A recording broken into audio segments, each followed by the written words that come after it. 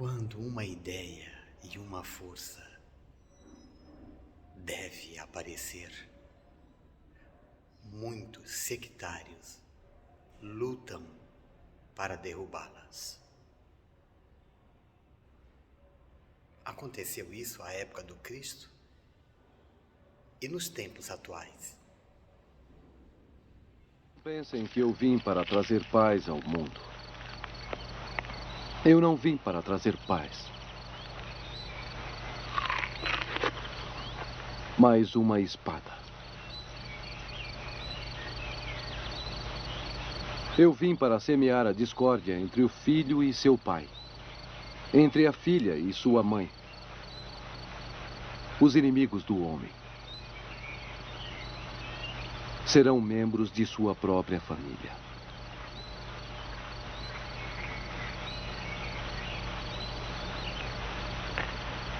Vocês podem dizer, deixamos nossas coisas e nos tornamos seus seguidores. E eu lhes digo, aquele que deixou sua casa, ou pai, ou mãe, mulher, filhos, terras, pelo reino de Deus, será recompensado 100 vezes aqui na terra e herdará o reino de Deus. Quem quiser salvar sua vida, a perderá. Mas se um homem perder sua vida por minha causa e pelo Evangelho, eu lhes digo, ele lhe salvará. Os últimos serão os primeiros. E os primeiros serão os últimos. Então não queiram construir tesouros na terra, onde crescerá ferrugens e traças, e os ladrões o quebrarão para roubá-lo. Construam tesouros no paraíso, onde estarão seus tesouros quando também estiver seu coração. Bom, ante os acontecimentos, não só o Brasil, mas o mundo, as nações, estamos experimentando nessa vivência terrena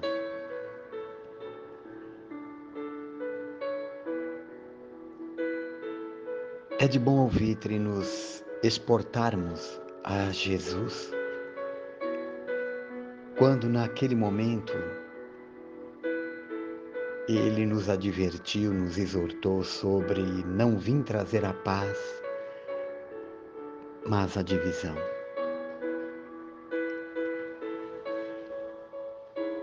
O Evangelho segundo o Espiritismo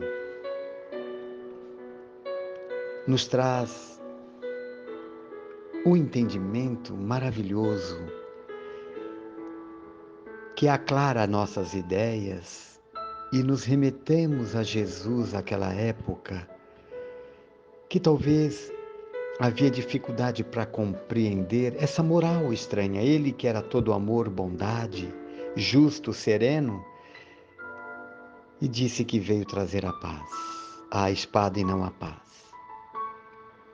Uma moral estranha, não é mesmo? Mas foi ele que disse. Porém, aqui é onde é que vai a lição de hoje. Muito provável interpretamos de forma equivocada, humana, imediatista. E não percebemos a essência linda de um fundo moral imperecível que Jesus nos levanta até hoje. É importante e precisamos observar, inclusive, que o cristianismo apareceu quando o paganismo estava em decadência e se debatia contra as luzes da razão. Veja que reflexão interessante.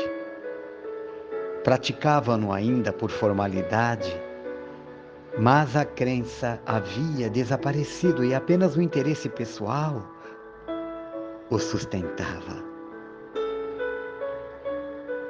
O interesse é persistente. Ele nunca cede à evidência. Irrita-se cada vez mais. Quanto mais claros e objetivos são os raciocínios que se lhe opõem. e que melhor demonstram seu erro. Sabe muito bem que está errado, mas isso não o abala, visto que na sua alma não há verdadeira fé. O que mais o amedronta é a luz que abre os olhos aos cegos. O erro lhe é proveitoso, eis porque se aferra a ele e o defende. Sócrates também não tinha formulado uma doutrina semelhante até certo ponto à do Cristo? Por que ela não prevaleceu naquela época, em meio a um dos povos mais inteligentes da terra? É porque o tempo ainda não havia chegado. Ele semeou uma terra não preparada. O paganismo não estava suficientemente desgastado. O Cristo recebeu sua missão providencial no tempo determinado. Nem todos os homens de seu tempo estavam à altura das ideias cristãs, mas havia um clima mais favorável para assimilá-las, porque já se começava a sentir o vazio que as crenças vulgares deixavam na alma. Sócrates e Platão haviam aberto o caminho e preparado os espíritos. Infelizmente, os adeptos das novas doutrinas que hoje estão espalhadas no mundo não se entenderam quanto à interpretação das palavras do Mestre, de Nosso Senhor Jesus. A maior parte dissimuladas por alegorias e figuras de linguagens. Por isso que as ideias, a verdade, quando ela vem, é como o vento que o homem não tem como segurar. É como a água que vem e as nossas ideias factíveis, falíveis, são como peneiras a sustentá-las e resguardá-las.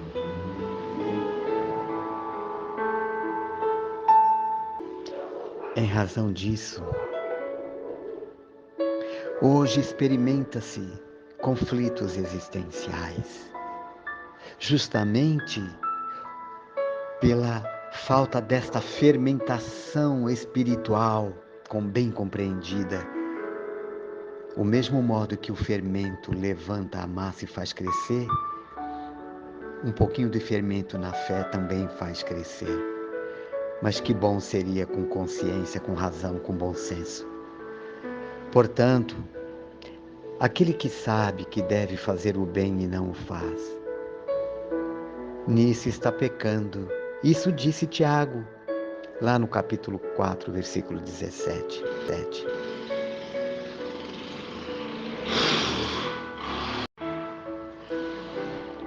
E observa-se hoje muitas reclamações, justamente por aceitarmos a verdade, renunciarmos às nossas ilusões, abdicarmos das nossas vontades imediatistas, em detrimento do esforço, do pensar, do sentir, de refletir, de aceitar as coisas para o espírito que somos. Há censuras com grande alarde os que se oneram nos delitos do furto. Entretanto, se acumulas inutilmente os recursos necessários ao sustento do próximo, não podemos alegar inocência. Acusamos os que descerram a criminalidade, mas se nada realizamos pela extinção da delinquência, não nos cabe o direito de reprovar. Apontamos o egoísmo dos governantes. No entanto, se nos afervoras no egoísmo e nos dirigimos, deitamos apenas conversas vãs. criticamos todos aqueles que instruem os seus irmãos de maneira deficiente, não é mesmo? Contudo, se nos dispusermos de competência e fugirmos ao plantio da educação, não estaremos tranquilos conosco mesmo. Clamamos contra aqueles companheiros que categorizamos por rebeldes e viciados, quando notamos a presença no trabalho de socorro ao semelhante. Todavia, se nos sentimos virtuosos e não levantamos sequer uma palha em favor dos que sofrem, as sentenças que saem da nossa boca não passarão de injustiça. Vamos entrar no serviço de alma e coração para que possamos comentá-los. Ninguém pode exigir dos outros o que não dá de si mesmo. Quem sabe o que se deve fazer e não faz, deserta dos deveres que nos competem, caindo em omissão lamentável. E se intentamos atrapalhar quem procura fazer, certamente responderemos com dobradas obrigações pelo que não fizermos.